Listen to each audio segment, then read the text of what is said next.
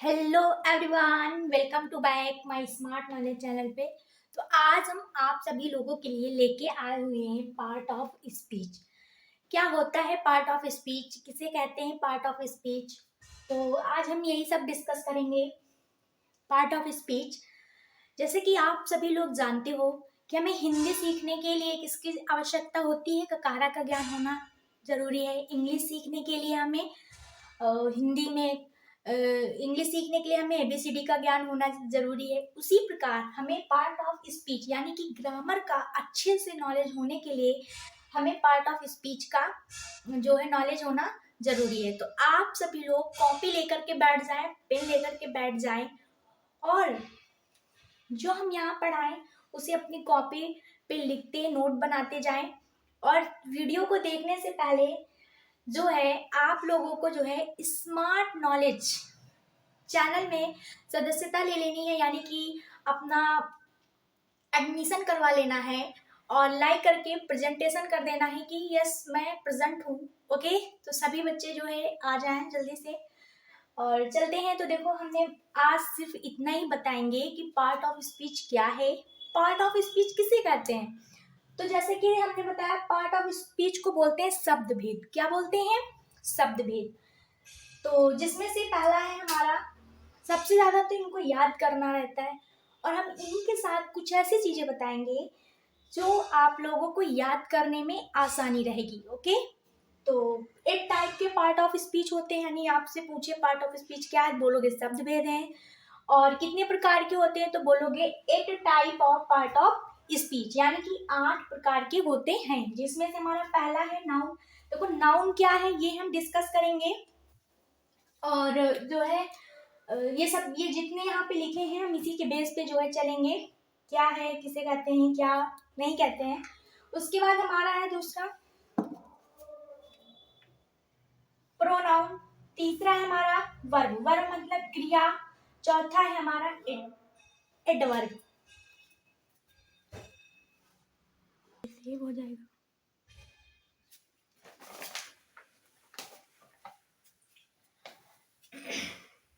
तो यहाँ पे नाउन क्या है, तो नाउन है हमारी संज्ञा। क्या है? संज्ञा। उसके बाद हमारा दूसरा है प्रोनाउन। प्रोनाउन क्या है? सर्वनाम। तीसरा है हमारा वर्ब। वर्ब मतलब क्या होता है? क्रिया।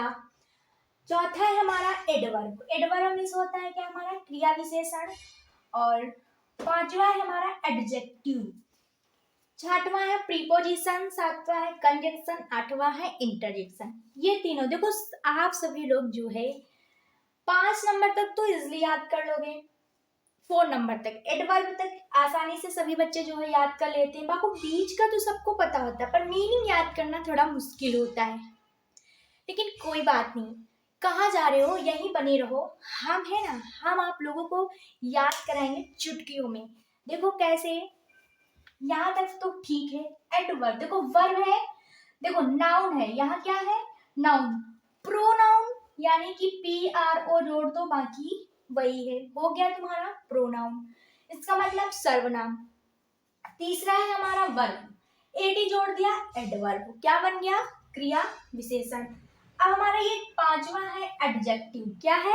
एडजेक्टिव। तो आप लोगों को सिर्फ जेड तक याद करना है, यानी कि इतना याद करना है, ट्यू। अब हम आपको इसका जो बताते हैं, जहां कहीं भी TIVE मिल जाए। क्या मिल जाए?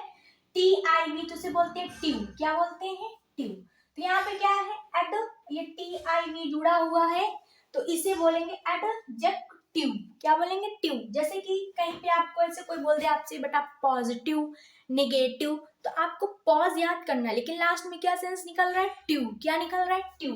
यहाँ पे TIVE क्या हो जाएगा? पॉजिटिव। ओके। पांचवा है हमारा प्रीपोजिशन। क्या है? प्रीपोजिशन। तो ये आपको समझ में आया, जैसे कि ट्यू, इस ये जो लास्ट में आया उसको ट्यू बोलते हैं। जैसे कि पॉजिटिव, देखो पॉजिटिव। निगेटिव तो ये लास्ट में क्या आएगा? इन लोग इसके लास्ट में हमेशा क्या आएगा? ट्यू आएगा। क्या आएगा? ट्यू। चलिए रफ कर देते हैं हम इसको। उसके बाद यहाँ पे देखते हैं प्रीपोजिशन। क्या है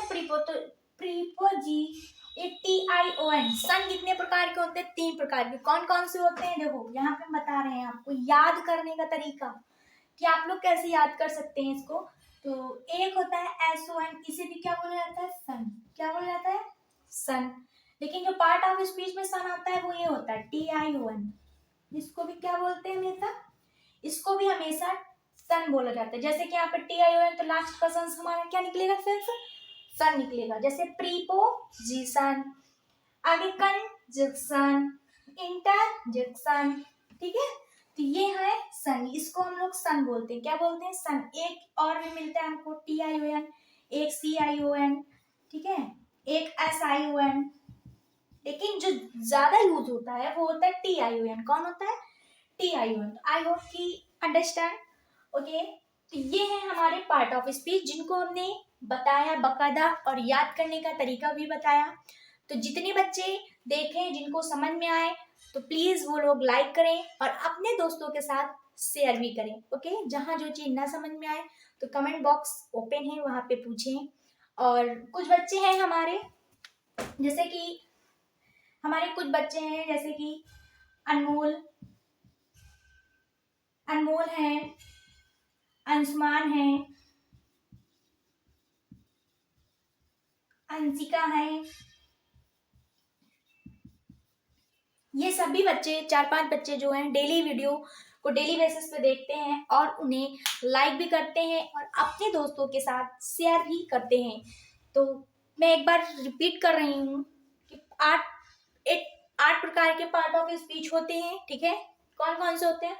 नाउन, प्रोनाउन, वर्ब, एडवर्ब, ठीक है, preposition, adjective, preposition, conjunction, interjection. Okay, थोड़ा रेटिंग वो होगी बट आप लोग मैनेज करिए, हम बोल रहे हैं आप लोगों को याद होगा, लेकिन तरीका कि एक मीनिंग से आप लोग कितनी मीनिंग सीख रहे हैं। जैसे यहाँ पे देखो हमने भी बताया था, वर्ब याद कर लो, एडी जोड़ दो, एडवर्ब बन गया।